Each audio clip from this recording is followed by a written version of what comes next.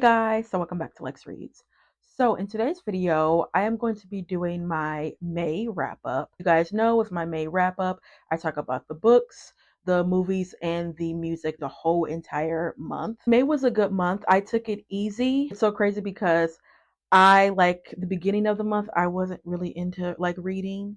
And then I had a spark literally 2 days before the month was over, proving to myself that I actually can read a book very fast if I just concentrate and put my mind to it, which we'll talk about later. But yeah, overall, it was a really good month. So before we get started, don't forget to like, comment, and subscribe. First, let's talk about the books that I read for the month of May. I read one, two, three, four, five. Now, the first book I read, or they're actually novellas, is a series. It is once again by Alexandria House. For the past like 2 months, I have been reading Alexandria House. Last month, I reread, some of her works, and I think also the month before I reread some of her works. This one was completely new to me. Again, like I said, it's a set of novellas. It's called the one is called the Love Infinite Mixtape. The next one is called the Love Galore Mixtape. And they're first of all, they're straight eroticas. So if you're not into that, I would highly advise you not to read it because there's really no storyline. You just basically reading a bunch of sex.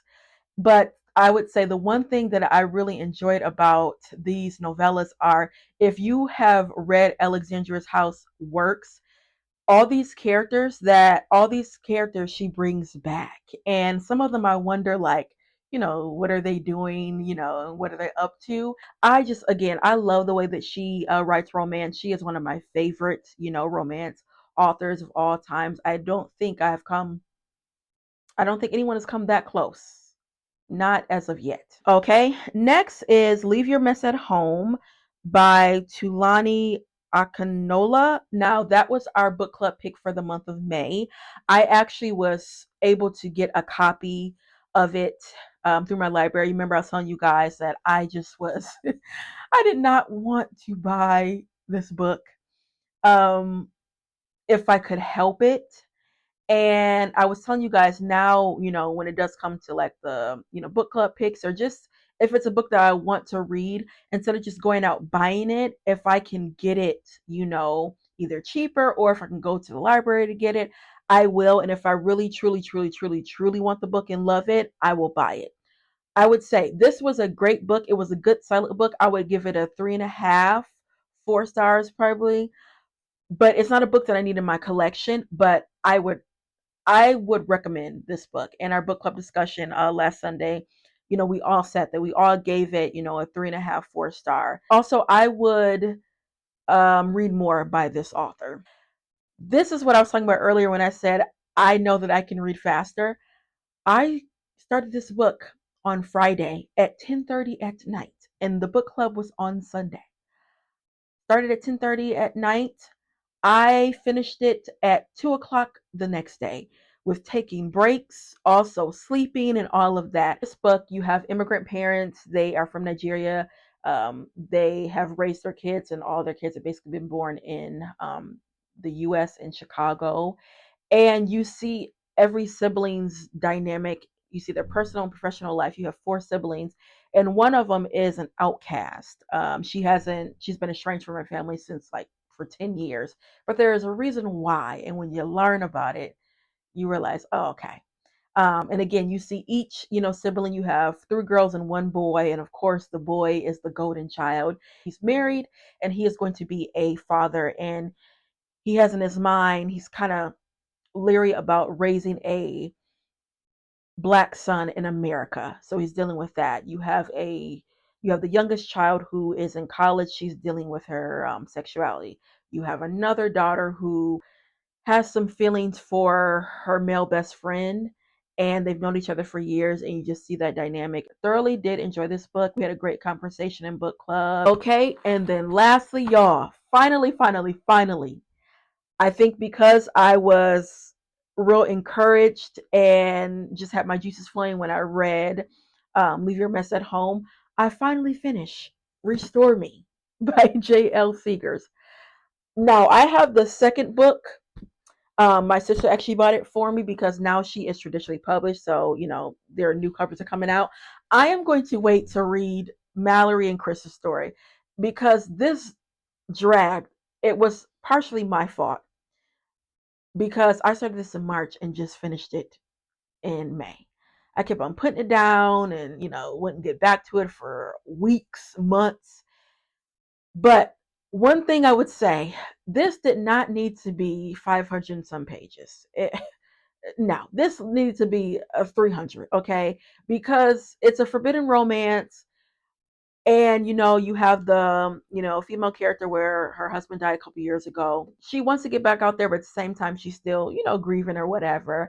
But then she gets involved with her husband's best friend. Taboo, right?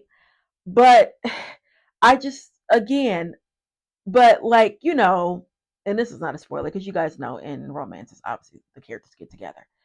So like when they finally realize, okay, we like each other, like the rest of the book was just filled with sex. It was like every 5 seconds they were just doing that. And I'm like, okay, literally, I want to say the last like maybe 200 to 300 pages, that's all they were doing. And then I kept on waiting for like this big like climax. Obviously with this forbidden romance, you're thinking like, okay, someone's gonna be mad.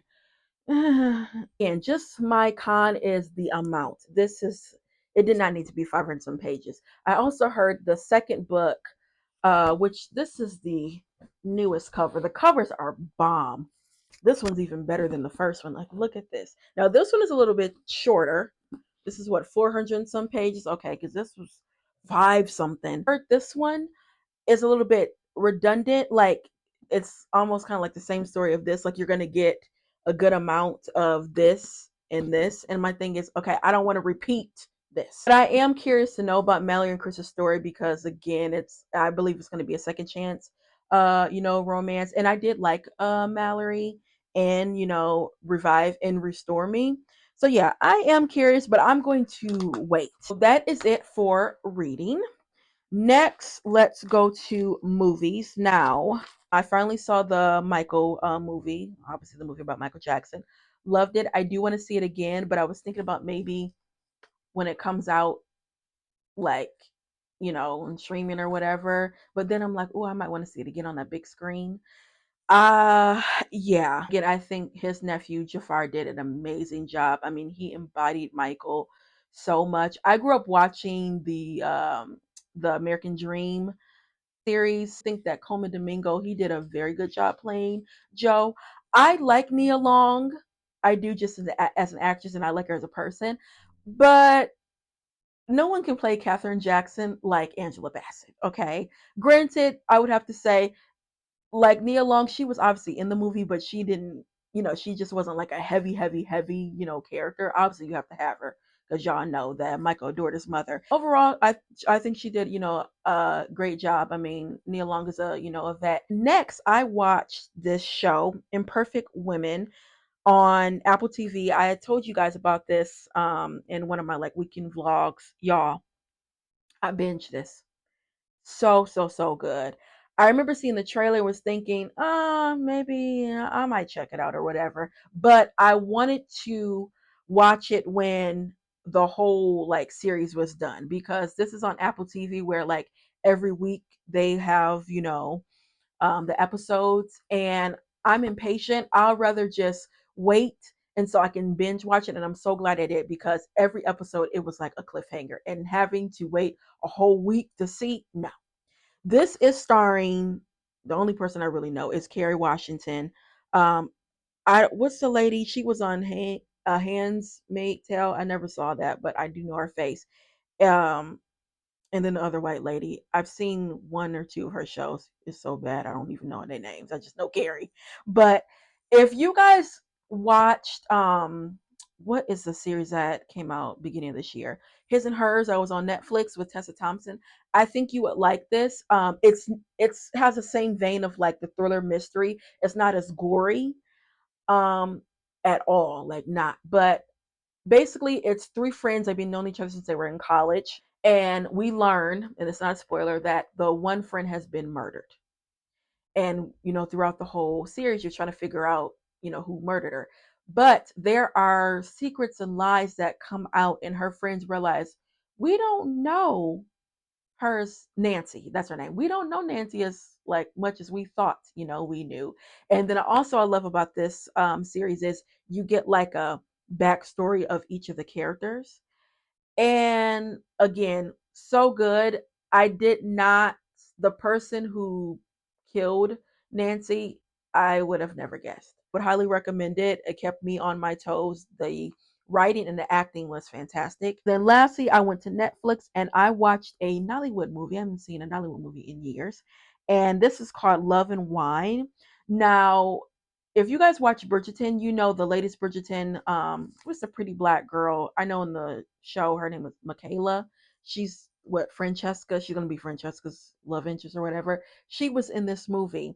Um, I did not know that she did Nollywood movies, but this one you basically have a this young man. He comes from wealth. His father's like a real like top dog type of man, and he and his friend challenges him and is like, "Do you think that if you didn't have this status and this wealth, would girls get with you?"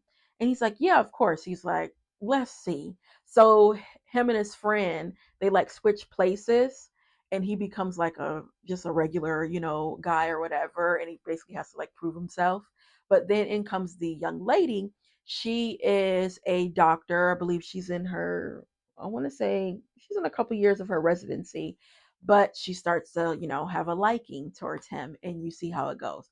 Such a cute little like rom-com movie. Thoroughly enjoyed it. Is it for the movies. Lastly, let's go to the music. So because I had watched that Michael Jackson movie, I started to listen to his music. Now I listened to the full album of Off the Wall. It was a song that I never heard before, and I really like it. It's called Get on the Floor.